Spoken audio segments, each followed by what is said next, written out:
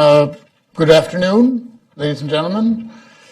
Welcome to Hudson Institute's Center for American Sea Power Forum on the Trump Navy, the envisioned one.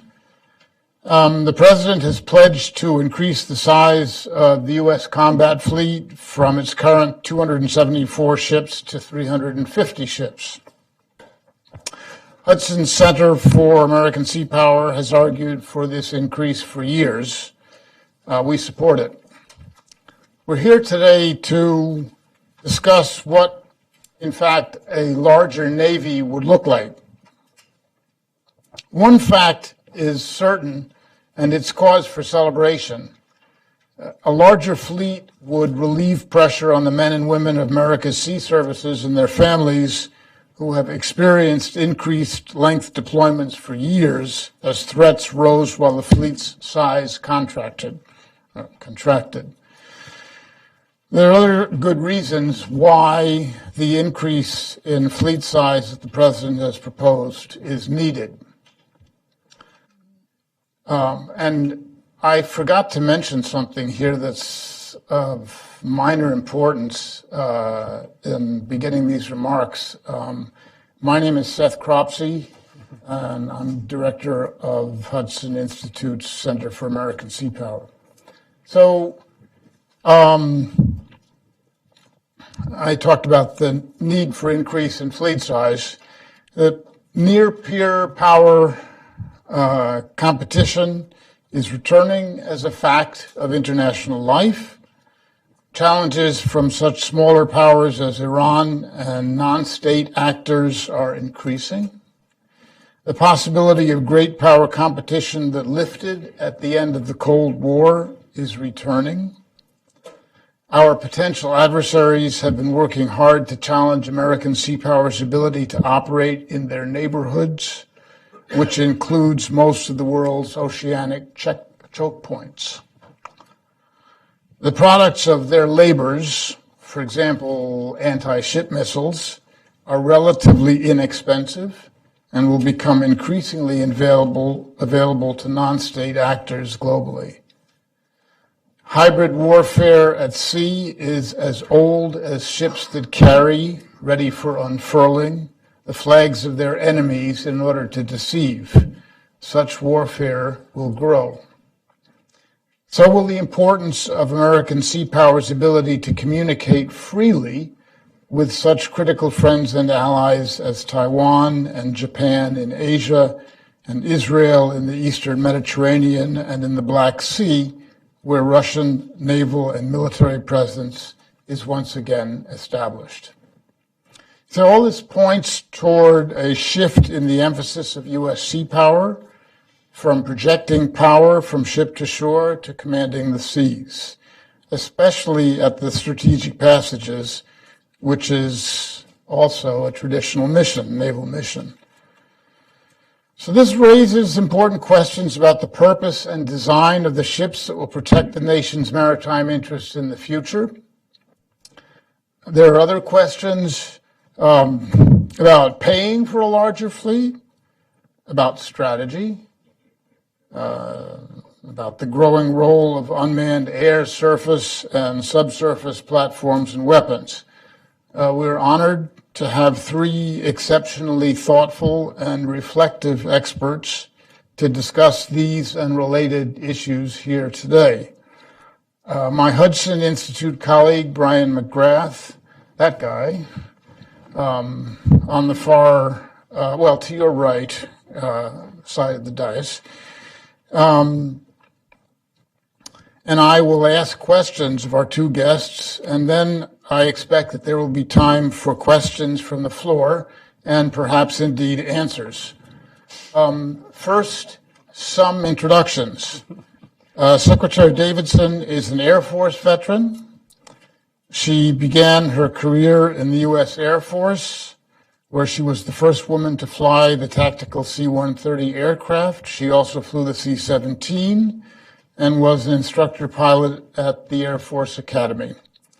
She holds a Bachelor of Science in Engineering from the University of Colorado and an MA and PhD in International Studies from the University of South Carolina. She served as the 32nd Undersecretary with distinction as the 32nd Undersecretary of the United States Navy, as Deputy Assistant Secretary of Defense for Plans, and as the Director for Stability Operations. She also served as a presidentially appointed commissioner on the National Commission on the Structure of the Air Force and as a member of the Reserve Forces Policy Board. As an academic, she's taught graduate and undergrad courses at George Mason, at Georgetown, Davidson College, and Northwestern, and is a frequent lecturer on civil-military relations at the nation's military colleges. She's a frequently published author of Lifting the Fog of Peace, and her honors include the Secretary of the Navy Medal for Distinguished Public Service and Secretary of Defense Medal for Outstanding Public Service.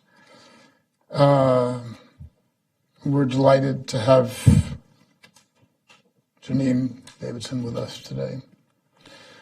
Prior to joining the Center for Strategic and Budgetary Assessments in 2013, Bryan Clark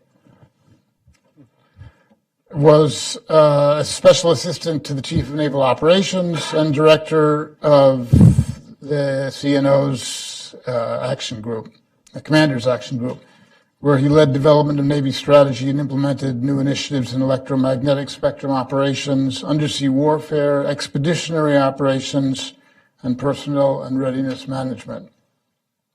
Before retiring from the Navy in 2007, Mr. Clark was an enlisted and officer submariner, serving in afloat and ashore submarine operational and training assignments, including tours as chief engineer and operations officer at the Navy's Nuclear Power Training Unit. Mr. Clark holds a Master of Science in National Security Studies from the National War College and a Bachelor of Science in Chemistry and Philosophy from the University of Idaho. He's a recipient of the Navy Department's Superior Service Medal and the Legion of Merit. Bryan McGrath is a graduate. He's such an intense graduate of the University of Virginia. I got ahead of myself there. He subsequently served as a surface warfare officer until his retirement in 2008.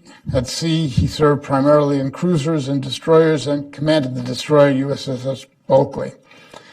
During his command tour, he won the Surface Navy Association's Admiral Elmo Zumwalt Award for inspirational leadership, and the Bulkley was awarded the Arizona Memorial Trophy. Since retirement, Bryan has become active in presidential politics, serving first as the Navy Policy Team co-head for the Romney campaign in 2012, and then as the Navy and Marine Corps policy lead for the Rubio campaign in 2016. He is also assistant director of Hudson Institute's Center for American Sea Power and managing director of the Ferry Bridge Group, LLC, a defense consulting firm. And I am delighted to have all of these three distinguished people here today. And just a word about the format. Bryan McGrath and I are going to ask questions from the either side of our two guests. And after that, we'll open the floor to questions from all of you. So once again, thank you for joining us today. And I will ask the first question standing up. Janine, in the last couple of days, the White House said that has talked about an increase of defense spending to a level of by the amount of $54 billion for the coming fiscal year. Is this enough to reach the 350 ship goal that President Trump has talked about? And if so, how long will it take? Well, thanks for having me here. Thanks, everybody, for coming out. That's obviously the pretty important question for this week. And I think that the short answer is no. We have a very long way to go. We have an enormous readiness problem in the Navy and actually across the services, but especially in the Navy, that I think is going to be a lot harder to dig out of than people realize. And so while people are focused on, building more, we have to at the same time be operating the Navy that we have. And I think that people are probably a little sticker shocked at how much it actually costs to operate our Navy, how much it actually costs to go to war. And, we've been operating at full throttle since, 9/11, even before that, I would say. And our planes are broken, our ships are old, and people don't talk about that as much. I mean, they're starting to. You're starting to hear it. We were trying to beat the drum on this. But so $59 billion, we don't know what the OCO is going to be, and that's not trivial because we have relied on OCO in ways that we probably maybe could have, shouldn't have, but that's a philosophical question we can discuss later. And so unless you know where that's going to go, we can't even really tell what the $59 billion is going to do. So, I mean, the short answer is it's not going to solve the problem overnight. It's definitely, we've got to prime the pump a little bit. I like to see some of the ships get added back in that had to be taken out of the 30-year shipbuilding plan. So that will get us back on maybe our 30-year shipbuilding plan. But I think the bigger question, and I think we'll talk about this today, is what Navy are you trying to build here for the future? Just adding more, as you guys know, you did a great study on what kind of Navy we should have, is not the only thing we need to be considering. And so I think it's going to remain to be seen what kind of strategy comes out of the Pentagon, or what kind of strategy comes out of this administration, what kind of Navy we want, what kind of presence we want. And if we don't continue to have the kinds of alliances that we have had, we're going to need an even bigger Navy, because there's a big division of labor there that I think a lot of people don't actually, on day-to-day operations, that we count on our allies a lot for. And if they don't continue to invest, or if we don't continue to cooperate, we're going to have a much bigger problem. So Bryan Clark is here for many reasons today. He's one of the nation's foremost experts on naval operations and force structure. But the proximate cause of Seth and I inviting him here today is that he led a study that was just released this week, one of the 3 congressionally mandated future fleet architectures. It's a magisterial work. I urge you to go to CSBA's site and read it and spend the time to understand it.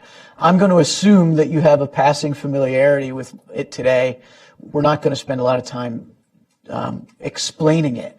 Bryan's answers, however, or the questions, will be phrased in a way to help bring some of that out.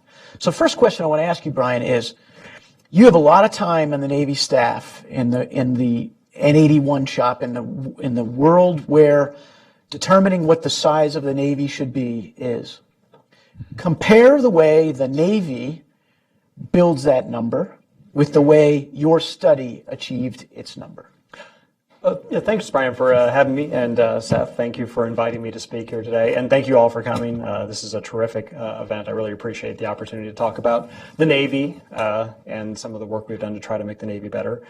So in terms of the differences between how we approach the development of fleet architecture or force structure requirements compared to how the Navy does it, is the Navy uses today's strategy, essentially, and tries to come up with a future estimate of what ship requirements are going to be based on the strategy we use today. So today, we kind of hope to be able to deal with 2 major contingencies overseas, with the hopes that we would be able to maintain the primacy of the U.S. military and thereby deter aggression and deter the establishment of a hegemonic power on the Asian or Eurasian continent. So that's kind of the de facto strategy that we're trying to pursue as a military.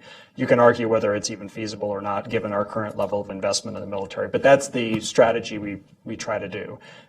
We think that if you think about into the future where the fleet's going to actually come into being, if we're building new ships, we're not going to see necessarily those ships make a big difference in the size or shape of the Navy for another 15 or 20 years. So you should really be thinking about what's the strategy of 2030 likely to be in order to determine what my force structure requirements are going to be in that time frame. So it requires you a little bit to take you out of today and put you in that future position and say, well, what is the world of 2030 likely to be like?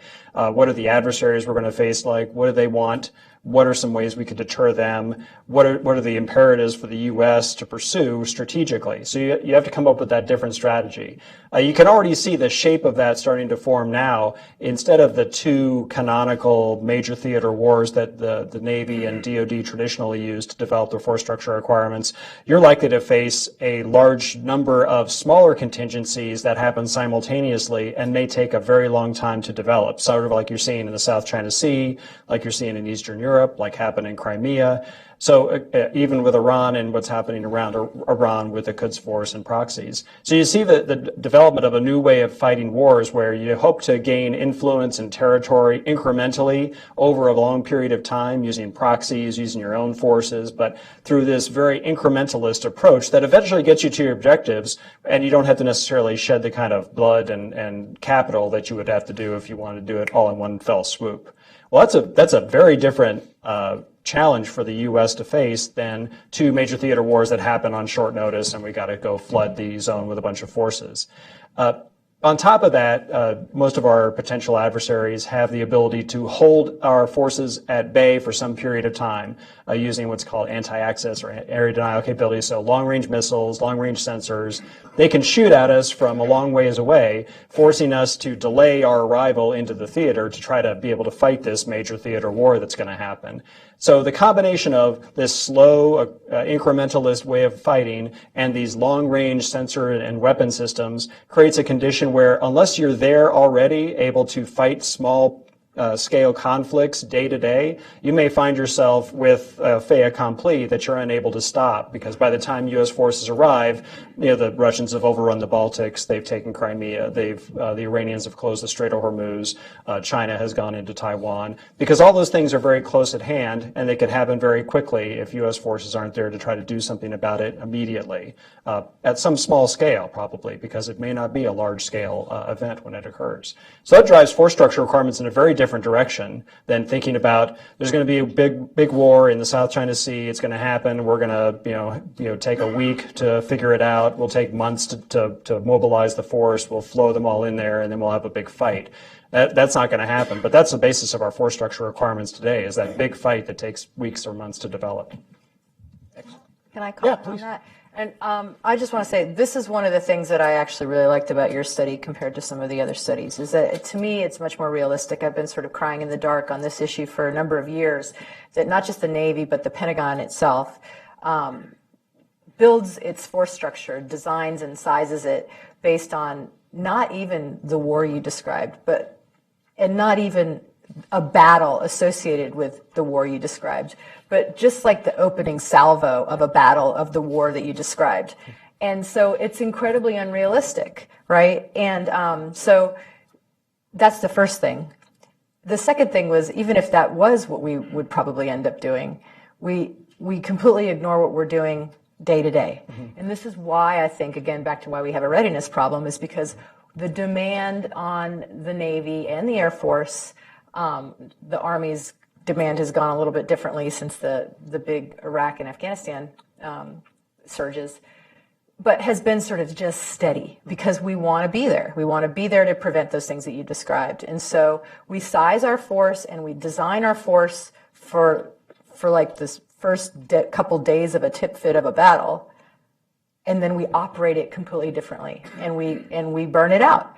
And we just have to make a decision, right? And the next administration is going to have to decide if it's going to break that tradition and start to accept that this is actually the new normal, that it isn't just like, oh, this will change, this will change, this will change. Because I think we've been saying that to ourselves for about 20 years. Right. So good job. Oh, thank you. Well, we'll have to figure this out so that you don't always ask questions of Bryan, and I don't always ask questions of Janine. So if you want to ask a question of Janine right now, that will balance things out here, and then we'll. Excellent plan. Madam Secretary, you were fortunate to start out life as the daughter of a naval officer, and then you lost your way and went into the Air Force. It wasn't my fault. Coming back as you did as Undersecretary of the Navy, what surprised you the most about the Navy and Marine Corps in your year there as the Undersecretary? Well, I mean, I don't know if I had any major surprises. I mean, like you said, I was a Navy brat, and I've been around the Pentagon for a number of years. But the Navy is different in a couple ways from the other services. I think, number one, it is a lot more like capital in the business sense of the word intensive. I mean, we know this in this room, but I don't know that everybody really gets what that means. So when you shift your focus as a nation to a ground war for 10 years, it takes a toll on the Navy. I mean, that was a surprising thing for me. I hadn't realized the degree to which like submarines had been sort of not in production. Things had sort of dialed down on the Navy side. I'm sure the Navy was crying in the dark the whole time everybody was fighting this other war about the future, but it has definitely caught up. So that was one sort of thing. As the Undersecretary, you're focused on that business part of it a lot, and so that was an interesting dynamic. The other thing is the civil-military relations piece of it. I think compared to some of the other services, the Navy, I mean, it's part of the culture to be pretty independent. And so... Are you saying that the uniforms are a little bit independent from the Secretariat? No, I'm just sort of... Yeah. And again, as a daughter of a Navy officer, I wasn't surprised by that, but I knew I had to work on it to sort of, my philosophy about civil-military relations is that, hey, if I were an admiral, I'd be doing everything I can to co-opt and brainwash the Secretariat, right? Because they have different access in different ways, and if they're singing my tune in different forums, then all is good. And so that sort of dynamic and was different for me. And then the third thing was, I wasn't expecting this. The Navy is a lot more tribal than I realized that it was. So at first I thought, sure, I'm an Air Force girl coming into Navy, and I'm going to try to pedal pretty fast and learn about the culture. But after a while, I realized that I probably knew as much about the submarine community as the aviators did. And I probably knew as much about, the surface warfare community as the submariners did, right? So then by having that sort of, that kind of gave me a little bit of a sort of undersecretary advantage to be able to sort of run interference on those tribes.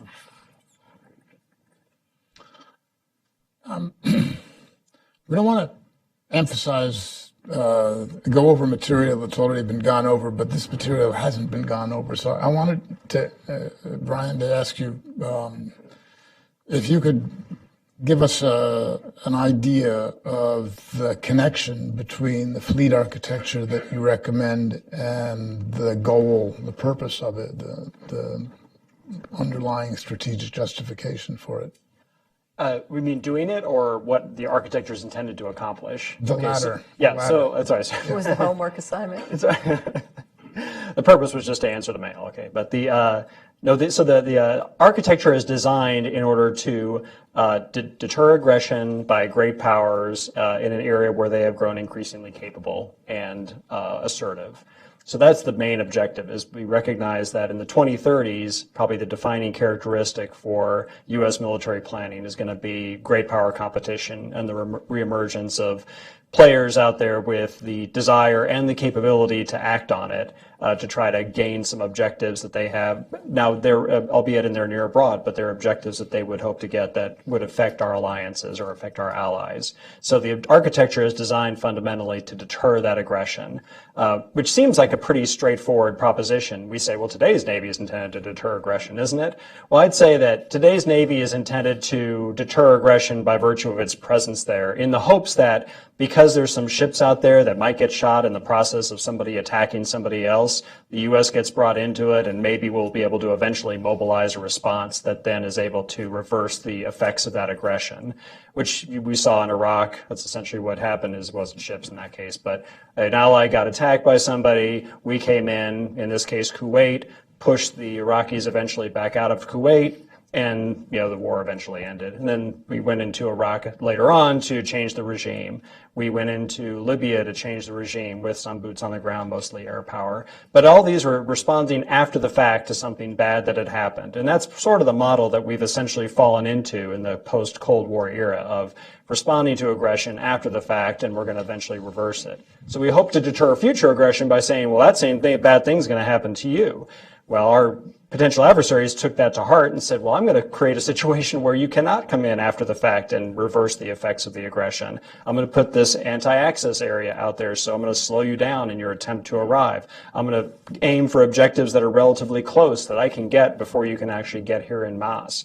So they create a situation where unless you deter them, they're going to be able to accomplish that aggression, gain their objective before we're ever able to respond and do something effectively about it.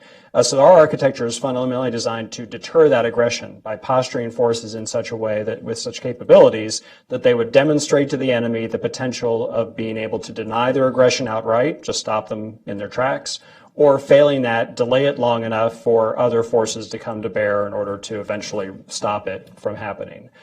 So it's a deny and delay attempt there. Accompanying that would be punishment attacks against the adversary's targets of interest or targets of value to be able to punish the enemy during the entire course of that aggression to demonstrate to them that the costs are not going to be worth the gain. It harkens back to our Cold War strategy. If you think about the maritime strategy of the Cold War, the Navy's role in that was to conduct these punishment attacks. The Russians or the Soviets were going to go through the Fulda Gap, invade Eastern Europe and Central Europe, I guess. And then the Navy wasn't going to really be able to stop that, so we were going to punish the Russians or the Soviets by attacking their flanks. The same kind of approach might be what we have to take today at a smaller scale against a country like a China going after Taiwan or against a Russia trying to go into the Baltics. Bryan, the fleet architecture that you describe has a force structure within it that is, I believe, 342 ships as compared to today's fleet of 274. And that 342 ships does not include 40 patrol vessels, which are not counted under current rules. That's a significantly higher number of ships than we have today. Can our industrial base get us there? Can our workforce get us there? So actually, that's an interesting, because those are two different questions. So first of all, the analysis we did we had to build a shipbuilding plan that's incorporated into the study. And the shipbuilding plan that we developed looked at the industrial base capacity. And for all the classes of ships we describe in there, surface combatants, submarines, amphibious ships, logistics ships, et cetera, carriers, we're able to meet that number by the end of the 2040 or 2030s, which would be 2040. So by the decade of the 2030s, we're able to reach the required numbers of all those classes. The one biggest challenge, and the one where you actually may not reach that number, is submarines. We don't reach the number by our plan of submarines until 2039, and that assumes a heroic level of submarine production that is at the absolute limit of what our shipyards would physically be able to produce, which would be 4 attack submarines per year eventually. So there would be investment required to build some new facilities and recapitalize some of the existing fallow facilities that are at EB and HII that had previously been used to build submarines, but haven't really been necessarily used in that way for a long time. So there'd be some investment necessary, particularly on the submarine front. The other place is the workforce. So they're not hiring enough workers at the shipyards right now to build this many ships, or otherwise they're sitting around doing nothing. So you would have to hire a bunch of workers. Shipyards in places like Huntington Ingalls in Pascagoula has a training pipeline and a way of bringing on new workers more rapidly maybe than other places. Similarly, Marinette up in Wisconsin has something like that. But down in Newport News, there's another similar training program for people coming out of the civilian community wanting to go work at a shipyard.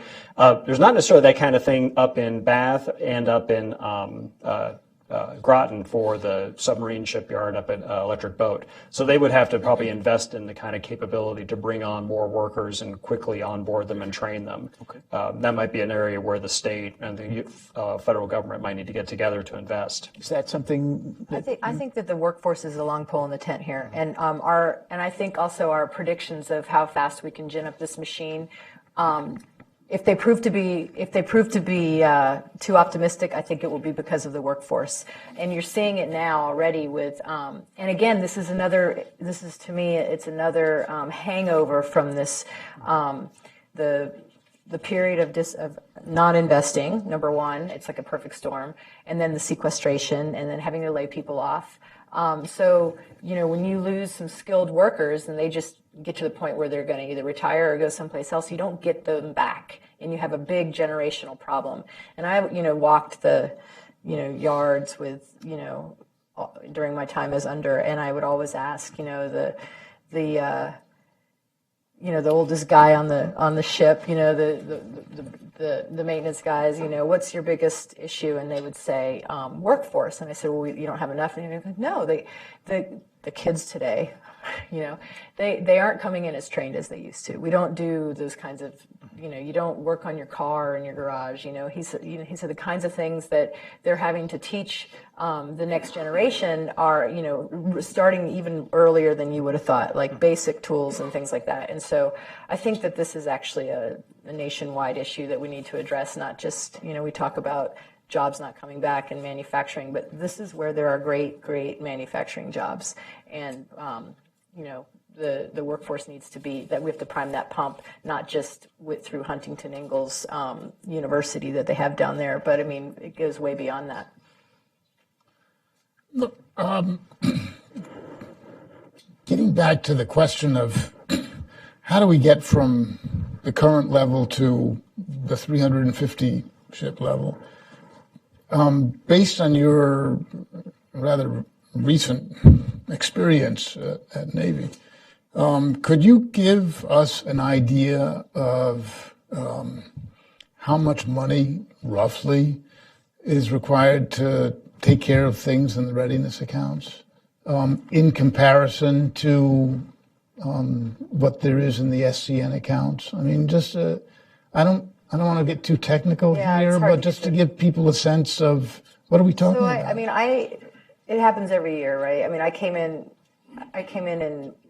March or whatever, and within a month or two, I was told we had a $700 million shortfall in this just 1 year, right? In the shipbuilding, or not the shipbuilding, in the ship readiness accounts. Mm-hmm. And so I jumped in on this issue because I thought, we don't know the answers to these questions. We are trying to figure out how much it costs to operate our Navy, and it keeps being more than we think it's going to be because the ships are more broken than we think they're going to break.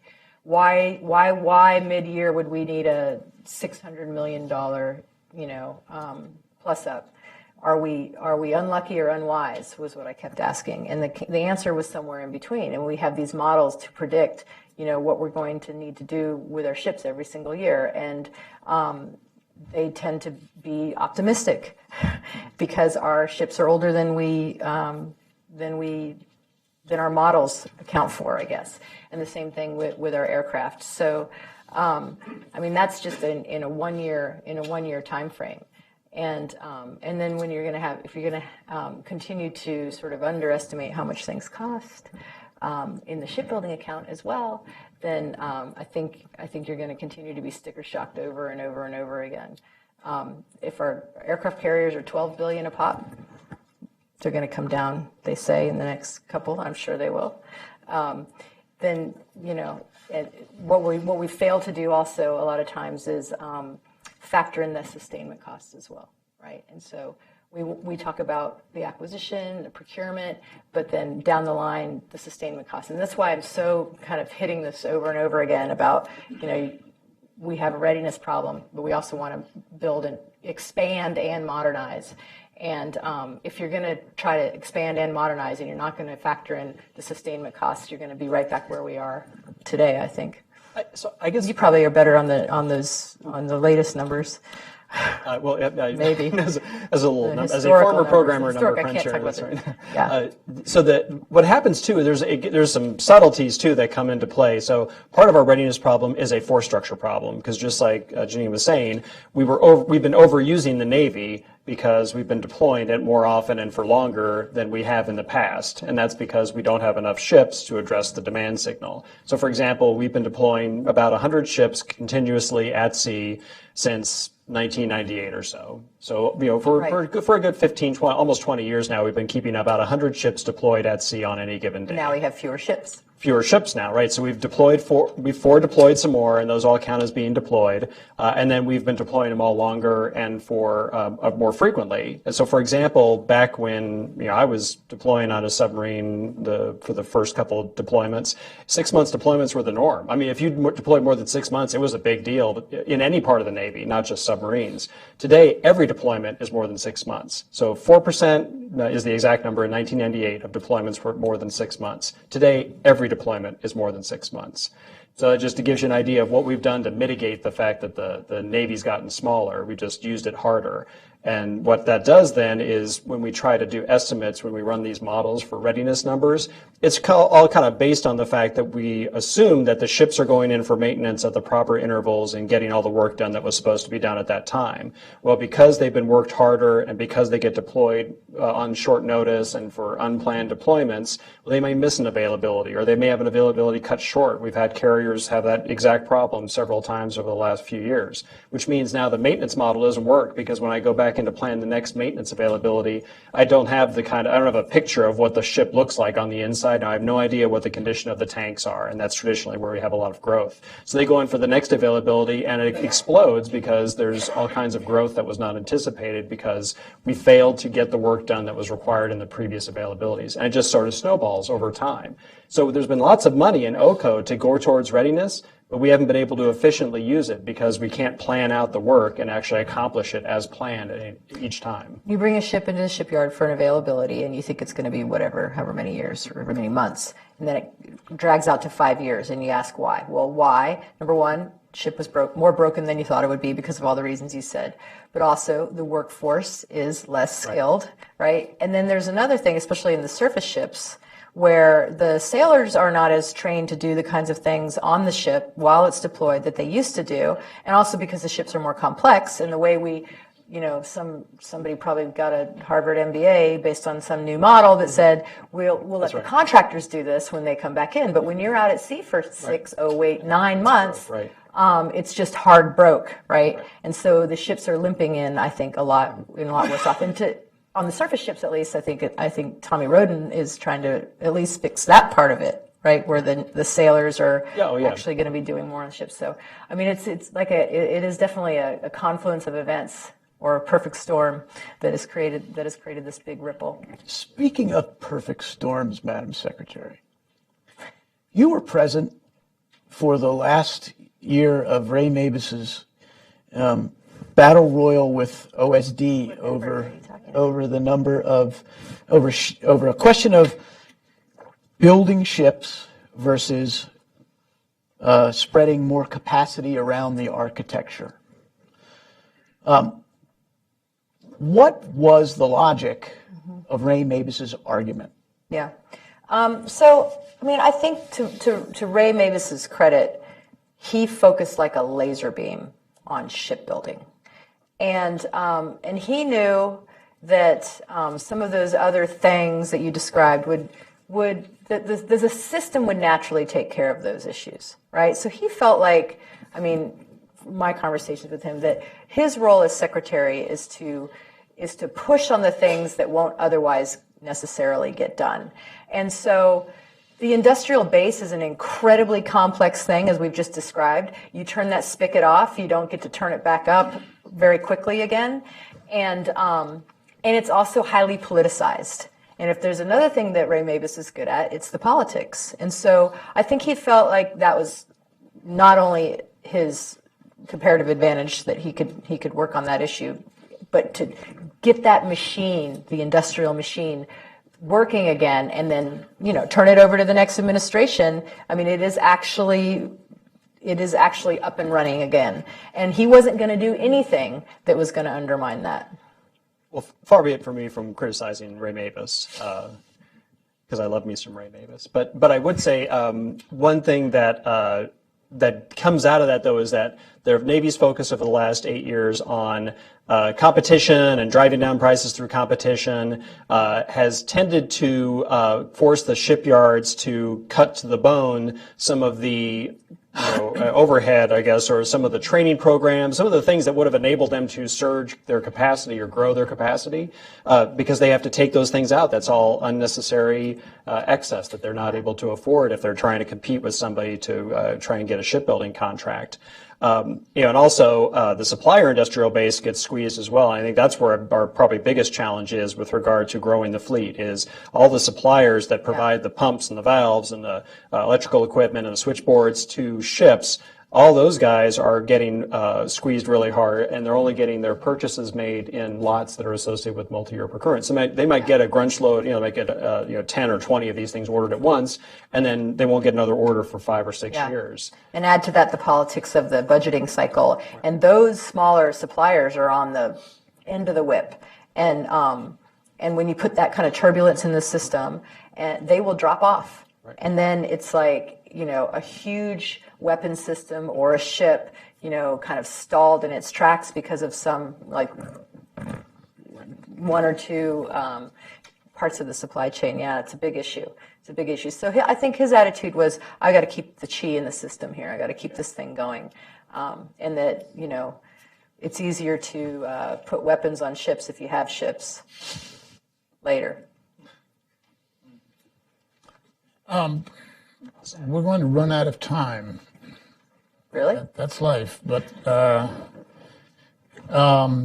so I'd like to ask for questions from the floor, and a couple of things for questioners. Would you please identify yourself, and if you're connected with an organization, what it is, and also would you allow time for the microphone to reach you before you start questioning? There's a question here in the front row. Thank you. Thank you all for taking the time to talk to us today. Very instructive. And if I'm incorrect, correct me, but congratulations to the new university president. Oh, thank you. I was in the Marine Corps, so I should know this, but I don't. The former Secretary of the Navy a few years ago stated that the littoral combat ships are frigates. And the commentary was, if the Secretary of the Navy says it's a frigate, it's a frigate. I had a discussion with Rolls-Royce a couple months ago about an RFI from a NATO country for 3 frigates. And the Rolls-Royce guys, both Naval Academy graduates, said, well, they're not frigates, they're corvettes. I said, well, the RFI says frigates. They said, well, it's wrong. They're corvettes. Would any of you explain to us how it is determined that a corvette is a corvette, a frigate is a frigate, a destroyer is a destroyer, a cruiser is a cruiser, etc.? And given that, and the need for approximately 75 new vessels, where would that thrust be? Would it be in one of those, or would it be in carriers, or would it be in fast attacks, or boomers, or specialty ships that support the Marine Corps? And of course, the Navy is part of the Marine Corps. Brian, I think Thank you. That's a good one for you. With regard to ship, introduce myself? No. Marine, you're a Marine. My name's Ross Duckworth. I'm a defense consultant, and I'm retired from the United States Marine Corps. Sorry. thank you for your service. I guess my answer would be with regard to ship naming. There's a book of there's a ship naming convention that the Navy has. There's a large book of historical ship names where it describes, different names that have been, different classifications rather, that have been used over time and some of the characteristics associated with them. So it gives you some general ideas with regard to whether to call something a frigate or a corvette, but it's not fixed in stone. So I think you could just as easily call an LCS a frigate as you could a corvette. I don't know that that's that important, because it's more important what capabilities it brings rather than what you call it. So, because right now you look at a lot of the European navies, they have 6,000 or 7,000 ton ships that have Aegis fire control systems and vertical launch system magazines, and they call them frigates, but they're really more like destroyers. So it's sort of vague as to what constitutes each class.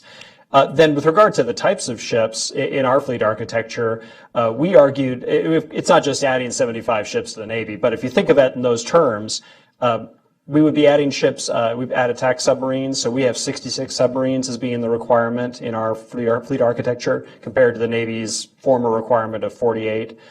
We had in there a requirement for 71 frigates, which would be more like a European type frigate, so a larger frigate that's got air defense capabilities and anti-submarine warfare capabilities. We had a requirement for, as Bryan said, 42 patrol vessels were kind of like the Visby class, fast missile craft, sort of corvettes. And then we had a smaller number of larger surface combatants, so a smaller number of destroyers than what the Navy had in its previous requirement or in its new requirement. So we actually rebalanced the surface fleet from a relatively large number of large surface combatants to actually a more, more balanced fleet of large surface combatants, frigates, and corvettes that would then be able to go do more distributed operations like the Navy wants to do. I think that's also because your architecture valued, if not prioritized, presence. Right. And so, not every ship can be a destroyer, financially, but also you don't necessarily need that, right? Right. And you may not be able to get into certain places. I think the sort of binary debate that we have about the LCS, I think, misses a lot of that nuance. I mean, we could put LCSs in the Black Sea in more numbers than you're allowed to put, like destroyers, right? Exactly. So there's things where you want to think about that.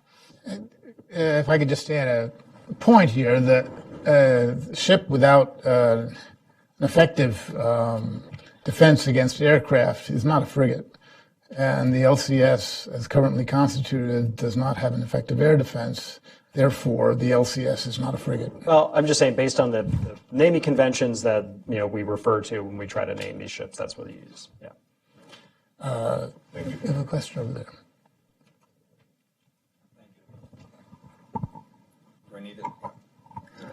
Thank you for taking my question. Andrew Braddock, I represent Rheinmetall. It's a German company. We make a lot of equipment for naval vessels. Willkommen. I'm sorry? Welcome. Thank you.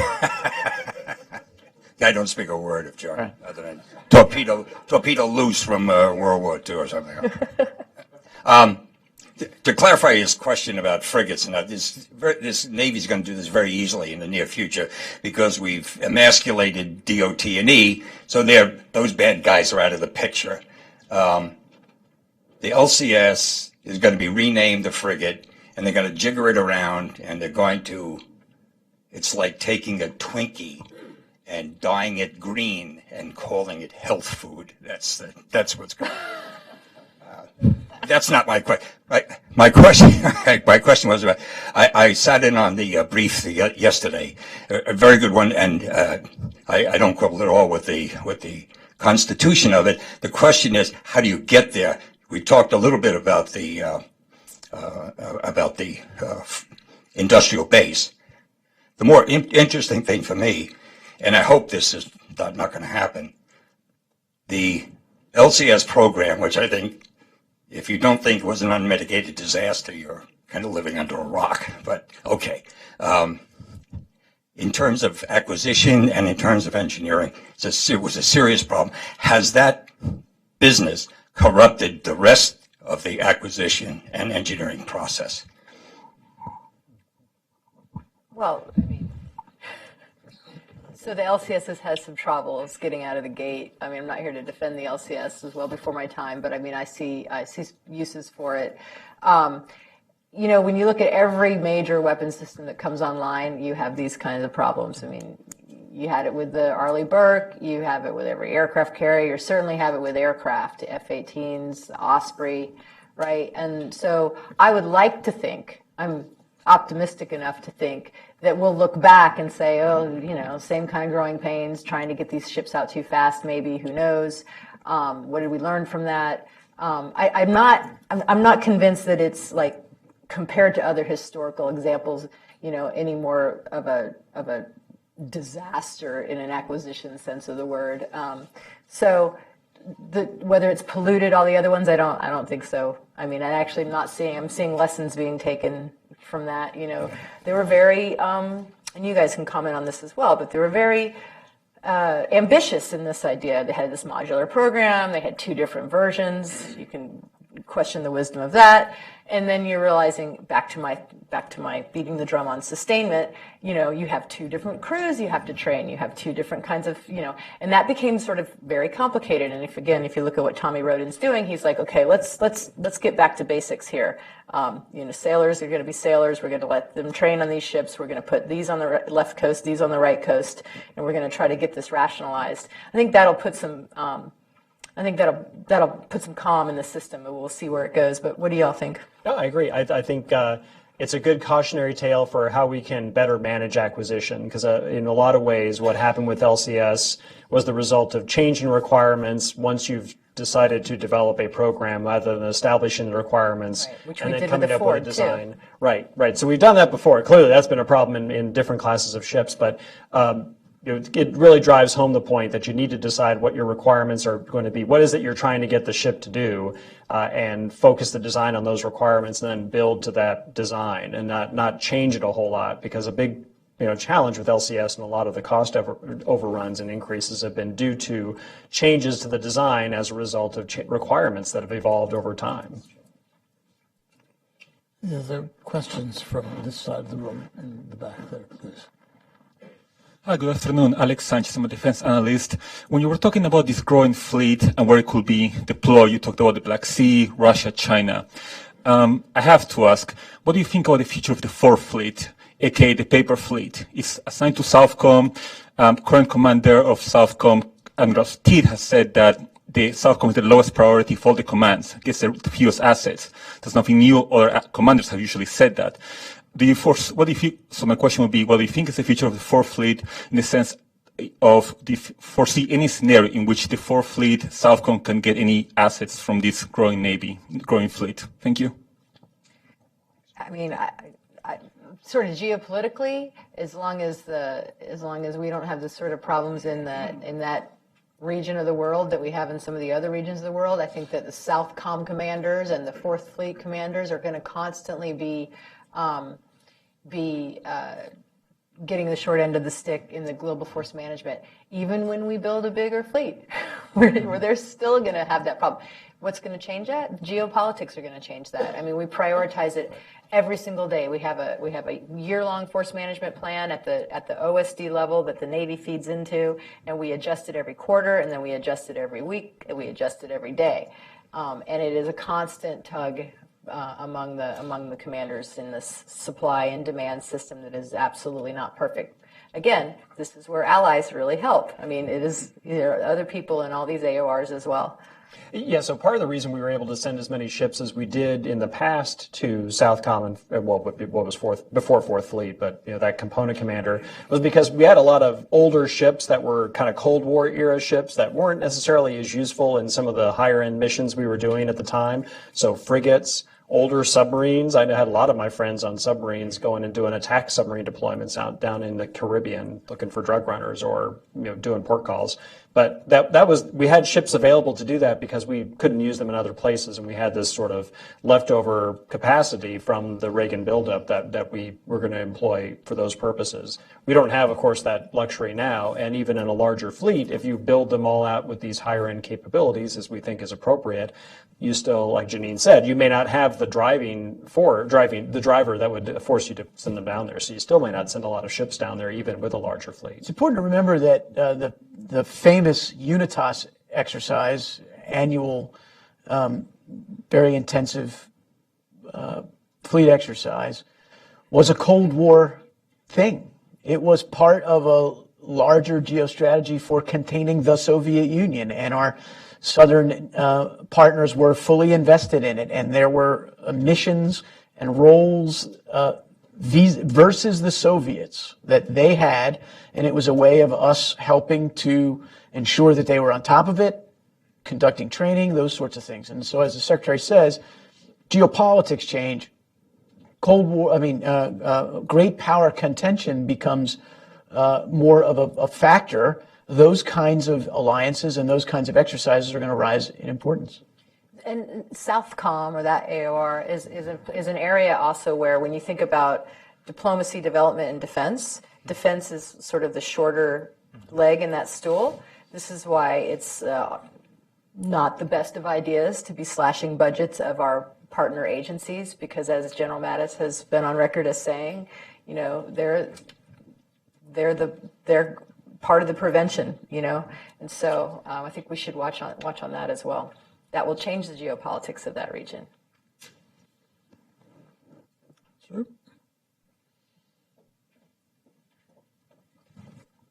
Thank you for coming. Mitsuo Nakai is my name, member of Reagan Foundations. I need to talk about Pacific. It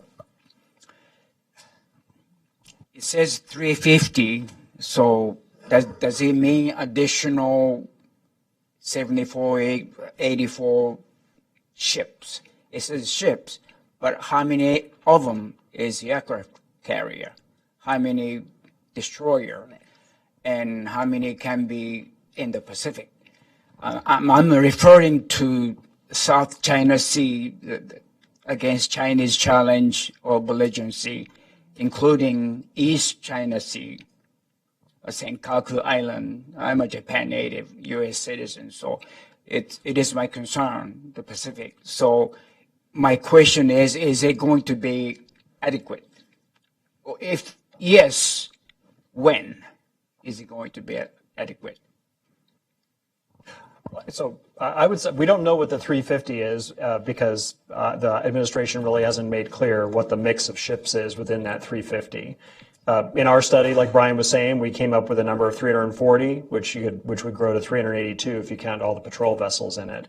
The Navy's own requirement that they just set out is 355, which would involve an increase in mostly submarines, large surface combatants, and amphibious ships. And we made a lot of increases along the same lines in our study. So it's not necessarily aircraft carriers that are growing, in this 350, 355 ship Navy. It's mostly in the ships that actually end up being the kind of backbone of a Navy, which is surface ships, surface combatants, submarines, and amphibious ships. If you think about, at least when we did our math to figure out what that would do in terms of presence overseas, a Navy of that size would certainly be able to have more forces over in the Pacific on any given day. So today, normally, if you look at the number of ships deployed to the Pacific, it's between 50 and 60. Now, about half of those guys are based there. They're living in Japan, or they're rotationally crewed. They're Maritime Sea Lift Command ships that have their crews rotate in and out of there. About half of them are living out there. That number would grow with a 350 ship Navy to maybe more like 80 ships. Or more, depending on exactly the mix of ships and how you postured them. Talk a little bit about how you tailored the architecture in the South China Sea versus the East China Sea. So what we proposed is you'd want to take the forces in the South China Sea and make them much more proportionally oriented, meaning I'd send a lot more smaller surface combatants to the South China Sea. Of course, that's more ships than there are there now, but it would also be a different mix of ships than we would normally deploy there. So, for example, right now, the Carl Vinson's doing a deployment to the South China Sea, so a big carrier strike group, which obviously is a big show of force and a deterrent effect potentially against the Chinese. But it's not a very proportional tool. So what does the carrier strike group do when it gets harassed by a bunch of fishing vessels? Do they launch airplanes and go blow all those people up? Probably not, because that's not a very proportional response. And the U.S. now would be perceived as the aggressor. If you instead had smaller surface combatants like fast missile craft or frigates out there, that gives you a way to maybe do shouldering operations, or you can even go to a warning shot, but something that it actually allows you a much more proportional response to aggression from a small set of ships than what you could achieve with a carrier strike group. And in the East China Sea, you need a force that's able to complement those of our allies in Korea and in Japan.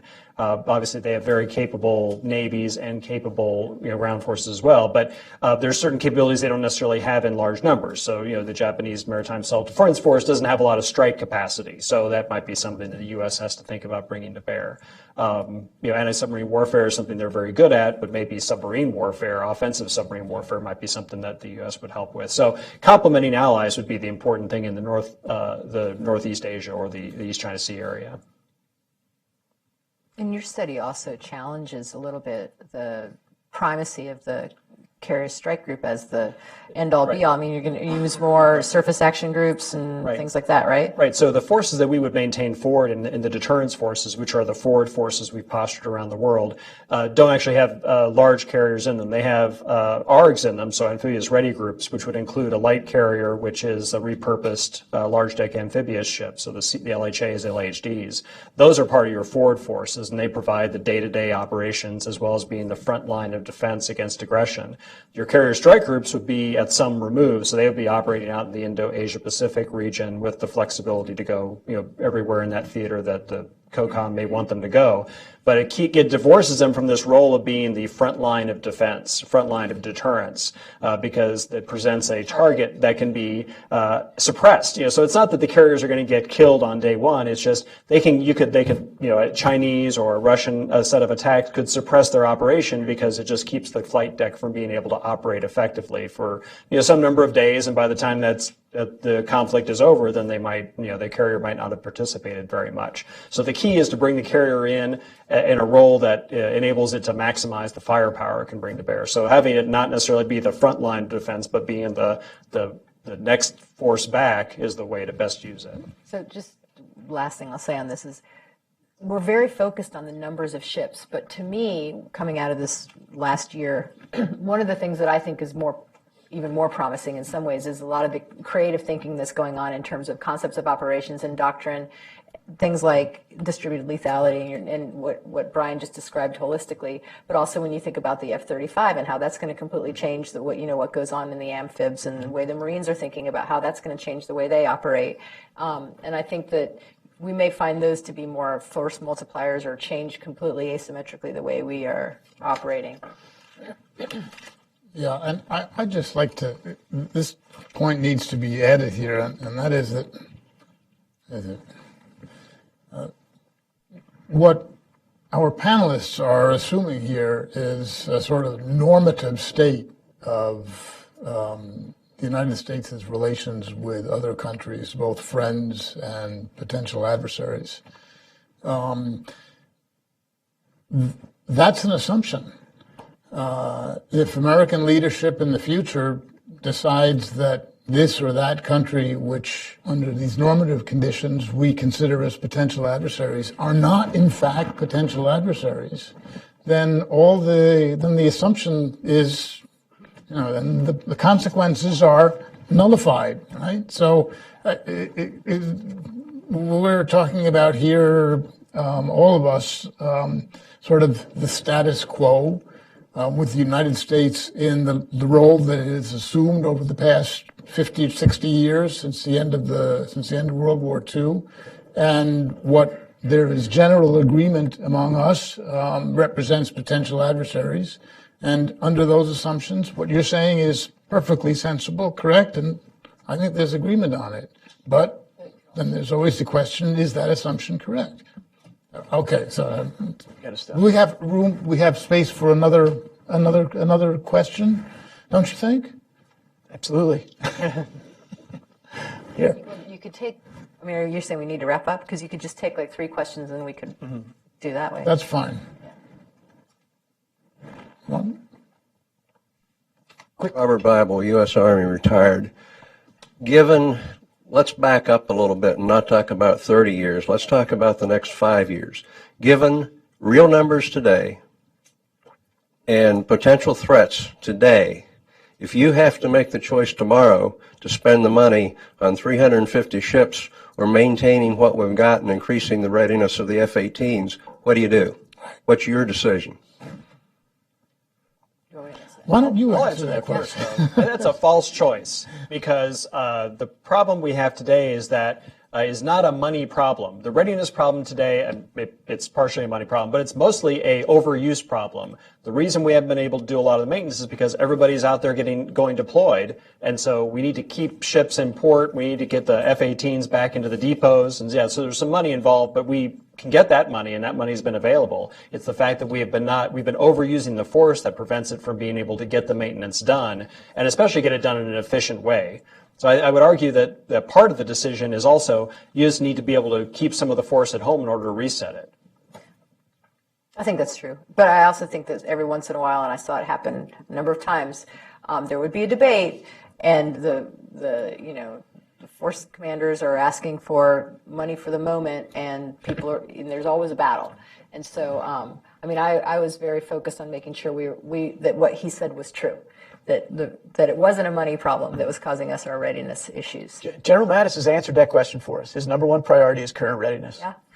If you don't get the ships on the water and the planes in the air today, then your future is going to look a lot different. And so I think it's incredibly important. But there is a point at which it is a bit of a false choice. I think it's true.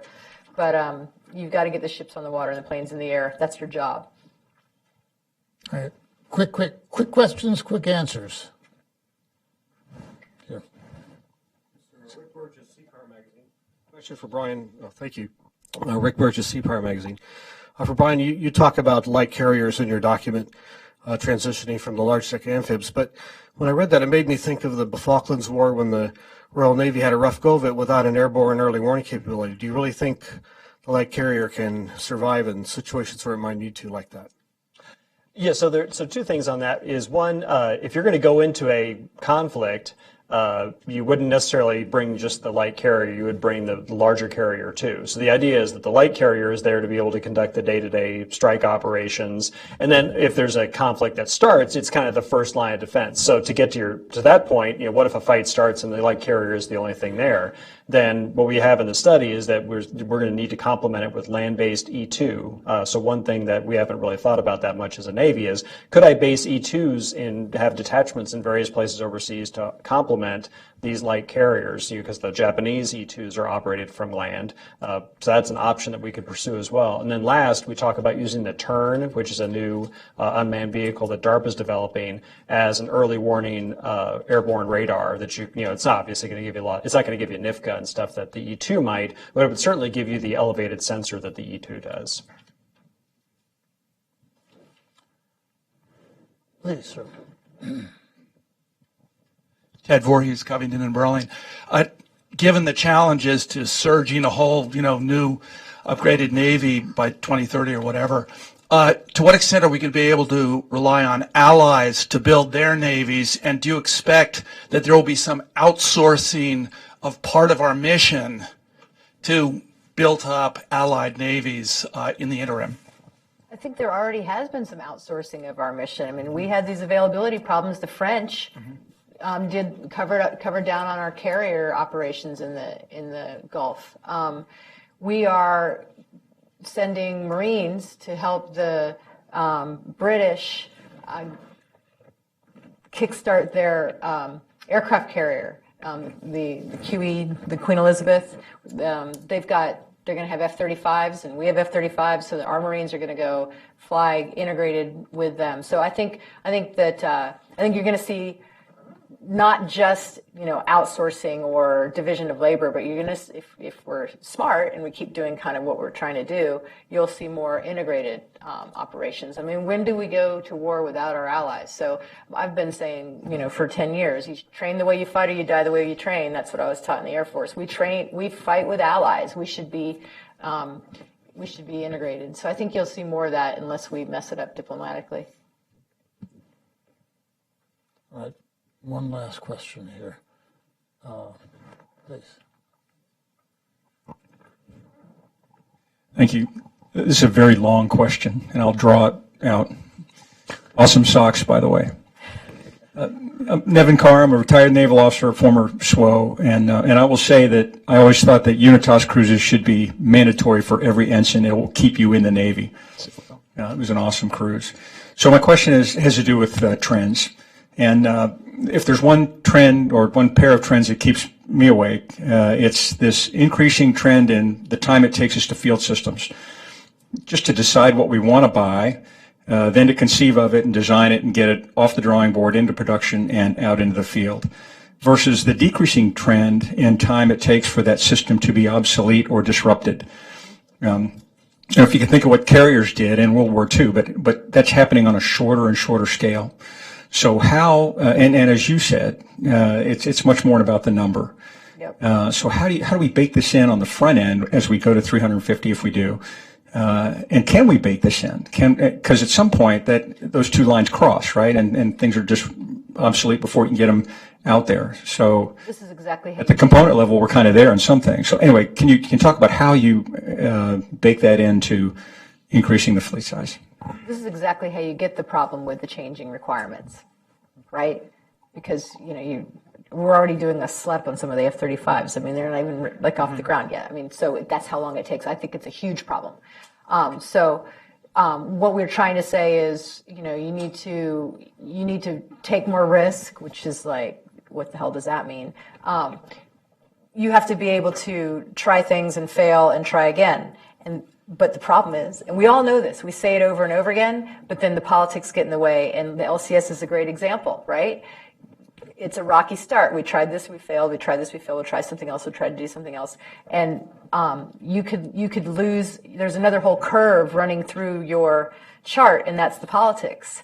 Because people say you don't know what you're doing, if you try to do it that way. So I think it's a huge conundrum. I don't have an answer on major weapon systems or big ship systems, but on a lot of munitions and a lot of some of those things, I think we're actually understanding that a little bit better. But I don't know what you guys think. Well, I agree with that, and I think if we go back to Admiral Greener's term of payloads and platforms, I think if we think of payloads, so mission systems, weapons, things you attach to a platform as separate from the platform, we have been able to achieve a faster rate of innovation in those payloads, mostly by modifying existing payloads to have a new functionality or to evolve them over time. So if you think about LRASM, which is the new anti-ship missile that the Navy's developing, well, that grew out of the JASM program. If you think about all the work that we've done on Tomahawk, obviously there's been a lot of changes in Tomahawk over time.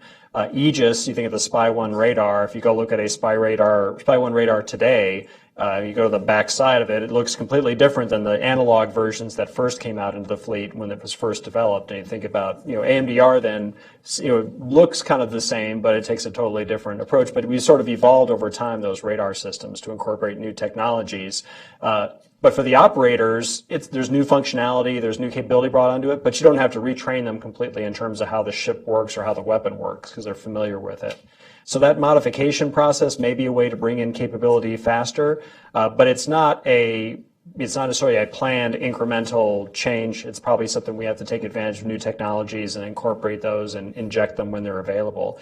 But platforms, like ships and aircraft, we might have to live with the fact that they're a big capital investment, and you buy them, and you've got to just accept the fact that they're going to be somewhat set until you replace them with a successor program down the road. We did the fleet architecture. Payloads, like you said, change them significantly. Right, and they can, and certainly as payloads have gotten smaller and have reduced their swap requirements, they're easier to take a new system on because it doesn't require as much cooling as its predecessor or power. So it's easier to bring on something new as opposed to having to re-engineer the ship to support a new system. Let me take a stab at this with a little rant. I want a 350 ship Navy. I don't want a 350 ship Navy that is 75 more ships that are built exactly like the way we build them today. We build point solutions for a set of requirements, and on the day that ship is commissioned, let's say it's a DDG, it is the most sophisticated and capable warship in the world, and it immediately begins to decline relative to the threat. And it declines relative to the threat for 10 or 12 years until we bring it in and spend $150 million on it and upgrade it to bring it back to the level of the threat, at which point it begins its next cycle. We have to build ships from the get-go in a way that enables them to be reconfigurable and flexible. The only way we're ever going to do that is if we value that as a requirement. We don't value that kind of reconfigurability and flexibility as a requirement right now. Until we do, we'll continue to get point solutions that are expensive and exquisite and immediately begin to degrade. Well, I'd like to thank our distinguished panel here, Janine, Bryan, for a very interesting conversation. And also your questions from the floor have been thoughtful, and I think there's been a good exchange. And I hope you'll stay tuned, because this is not the last attempt to look at where the Navy is going in this administration. It's the first one. So we will continue to watch this, and we hope that you will continue to stay tuned, and that we'll see you again in the near future. Thank you very much. Thank you, sir.